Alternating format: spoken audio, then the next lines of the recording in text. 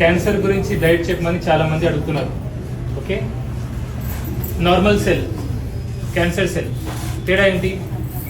Normal cell normal మనిషిలాగా, మనిషి పుడతాడు, పెరుగుతాడు, ఒకరిద్దరిని కంటాడు, ముసలోడు అవుతాడు, చచ్చిపోతాడు. ఇది నార్మల్ సెల్. క్యాన్సర్ సెల్ ఏంటి? దయ్యం లాగా పుడుతుంది, పెరుగుతుంది, ఎంతో మంది పిల్లల్ని కంటుంది, సావదు. ఆ పిల్లలు కూడా పిల్లల్ని కంటా ఉంటారు. సో పెద్దగా దయ్యం లెక్క తయారవుతుంది. ఓకే, కానీ ఈ దయ్యానికి కూడా ఒక వీక్నెస్ ఉంది. ఏంటంటే ఇప్పుడు నార్మల్ సెల్ ఉంది అనుకోండి, నార్మల్ కణం, దానికి ఒక 10 రోజులు అన్నం పెట్టండి, అంటే కార్బోహైడ్రేట్స్ పెట్టండి, బతుకుతుంది. అన్నం లేదు, 10 రోజులు వెన్న ముద్ద పెట్టండి, ఫ్యాట్స్, బతుకుతుంది. కానీ చాలా క్యాన్సర్స్ ఎట్లుంటాయంటే అన్నం పెట్టండి, ఫుల్ బలుస్తుంది, పెరుగుతూ ఉంటారు నంబర్స్. అదే వెన్న, ఫ్యాట్స్ పెట్టండి, బతకలేదు.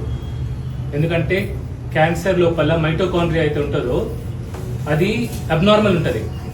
అది గ్లూకోజ్తోనే సర్వైవ్ అయ్యే అవకాశం ఎక్కువ. ఫ్యాట్స్ ఉంటే సర్వైవ్ కాదు. అందుకే కీటోజెనిక్ డైట్ అంటారు.